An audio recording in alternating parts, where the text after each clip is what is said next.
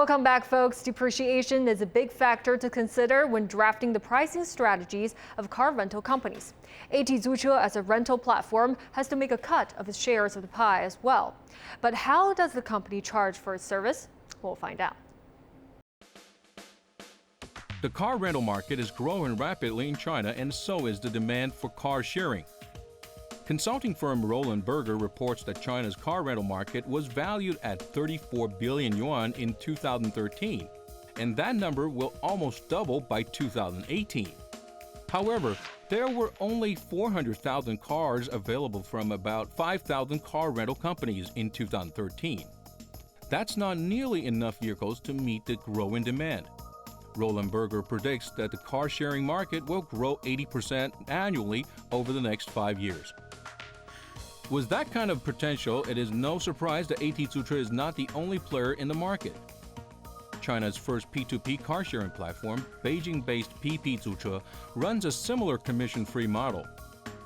PP Zuche has attracted $70 million in financing and more than 500,000 car owners in less than 2 years.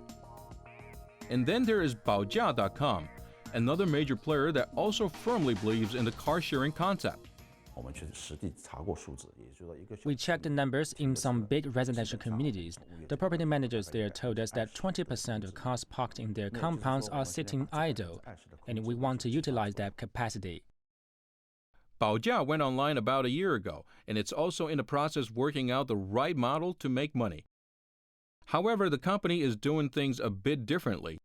Instead of being commission-free on old orders, it charges for rentals that last longer than 14 days.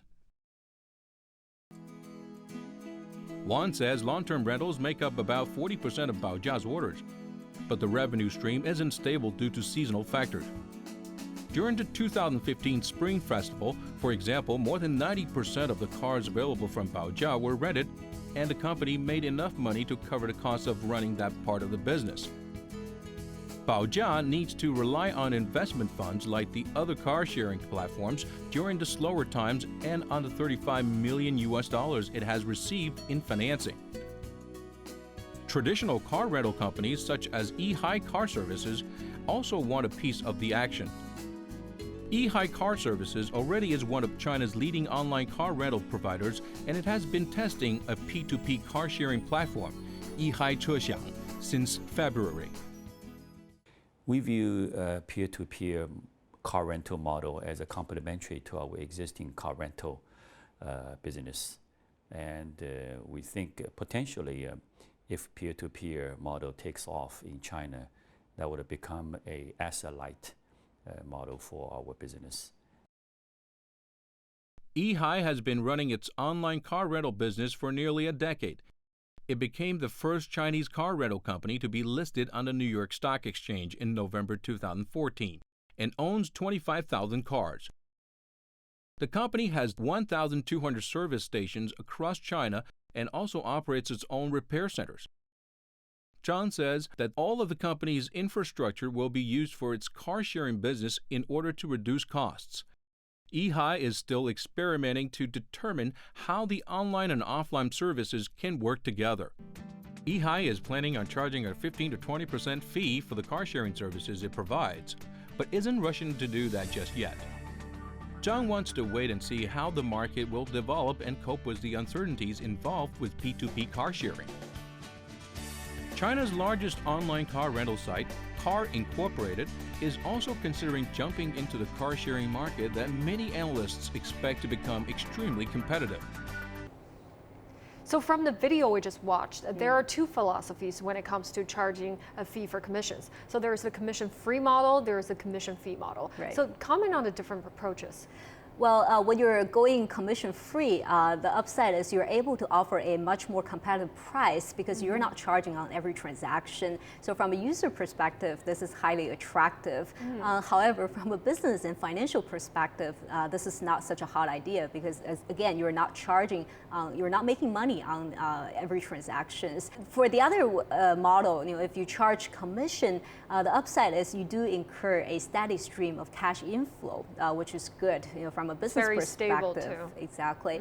But then the challenge here is, well, you have to be able to convince your users why you're charging commission. You have to be able to justify the cost. For example, is it because your company's brand is better known than your competitors, so that the car owners feel like it's safer to rent their car out through your platform as opposed to through your competitor's platform, or is it because you're offering value-added services that your competitors are not? Right? So if you're only just merely operating an online information platform without a strong brand value or without any additional value-added services, then it's really going to be hard to fly this commission model.